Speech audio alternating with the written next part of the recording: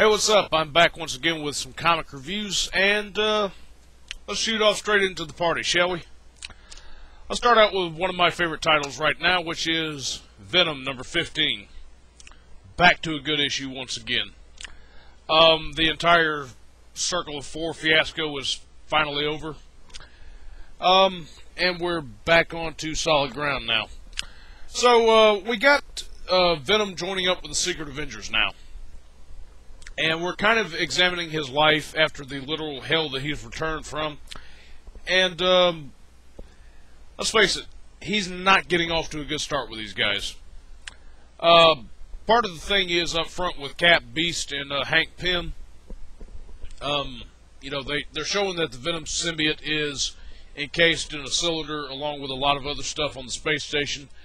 And Venom is learning how to lie pretty good about putting up a front that he's not addicted to using the symbiote. And Beast is sitting there talking about worrying about him losing control. Well, inside Flash's head with a little bit of dialogue we're getting, we actually come to find out that he has long since lost control over that thing, and he's going through withdrawals from it. Meanwhile, while all that's going on, Flash comes back home to some problems. Now, it's really touched upon in this issue, but it's not really shown what Crime Master and Jack-O-Lantern are up to now that the deal from way back a couple of months ago has gone south. Flash is remembering that he's got to deal with them, and at the same time he's walked out on some very bad terms with his mother. He had a very bad breakup with Flash. I mean, not Flash, but Betty Brant. She comes up at the end of this issue and gives him a very nasty piece of mind. I'm not going to say what she does or how she does it, but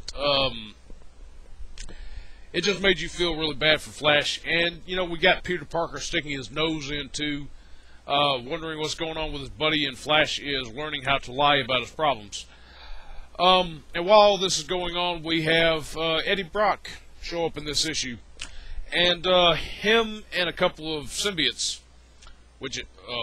two of which are not Carnage. Like, Carnage is not in this issue, but two other symbiotes along with Eddie Brock. There's some things going on with them right here. I'm not going to give away what's going on with that. I'm simply asking what the fuck is going on, but it's pretty good. I've come to the conclusion now, especially with reading this issue, that Marvel has taken to letting Remender turn Flash Thompson's life over into what Matt Murdock's was before Mark Waid took over with that relaunch title. We need a character in a comic book company who's pretty much circling the drain with a lot of professional, personal problems, and Flash seems to be the candidate for that. So it's kind of like my new Dark Daredevil title elsewhere. Remender does good with it. I do have to comment on the art in this issue as well. The art in this issue is very much like Greg Land's. Dan Medina does the art for this issue, and this is very much like Greg Land's artwork. But here's the catch. It's good. I would call your attention to this, for instance. Like, if somebody can tell me, just based on this right here, how much this looked like Greg Land's artwork, but so much better, or does it kind of look the same? I see a little bit of Greg Land in there. I might even say that there's a little bit of Mark Bagley going on a little bit in some shots too. It's a very unique mixture of it, but I like it for the most part. But, you know, overall, Venom 15, pretty solid issue. I'm still enjoying the series. And I'm enjoying the hell out of it. Now let's move on to another favorite of mine, the silliest of the X-Men titles, but yet somehow still works. Wolverine and the X-Men, number 8. A good issue.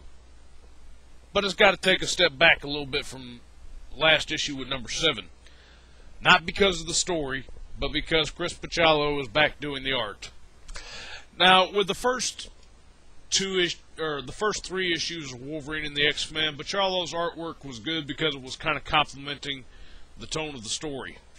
Well, I kind of missed the last guy who was doing the art, where we had a little bit more going on.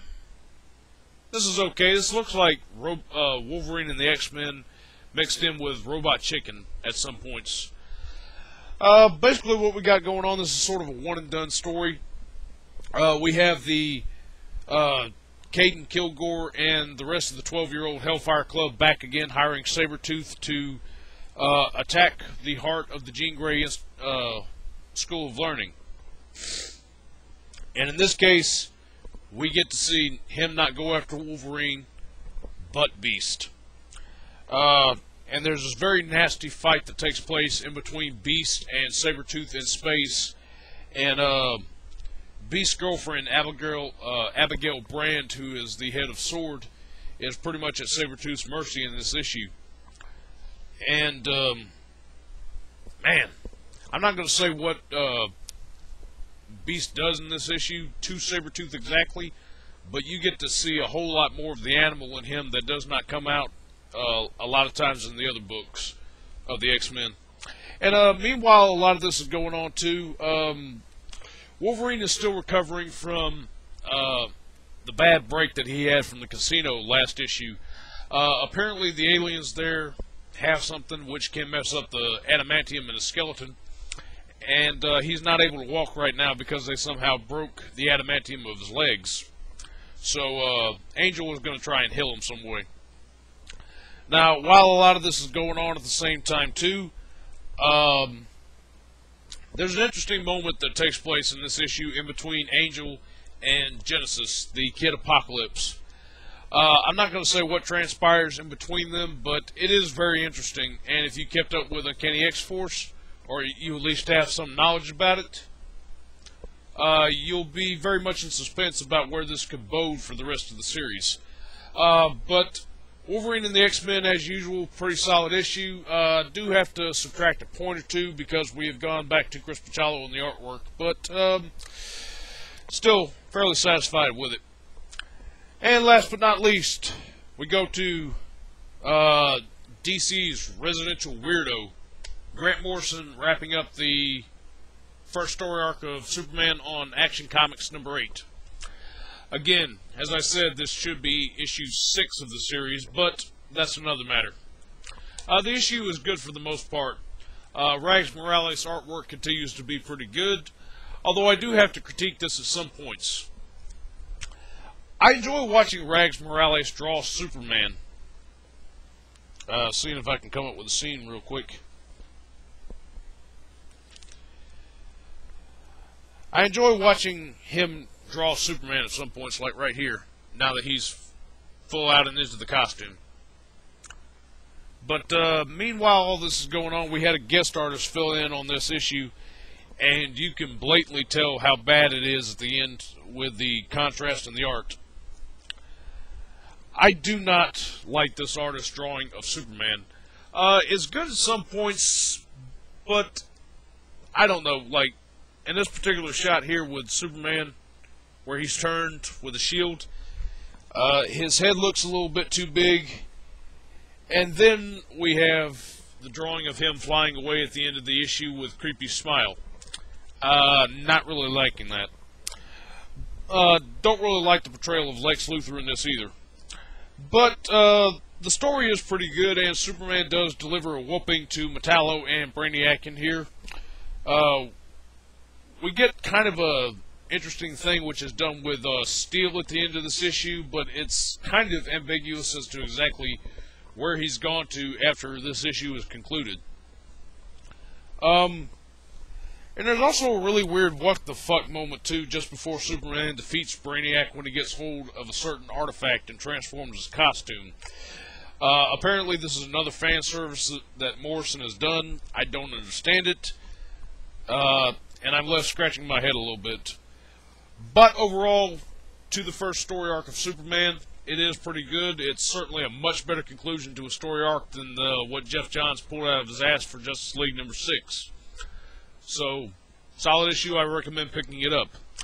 That does it for my comic reviews for this week, and until then, I will catch you guys next time. So,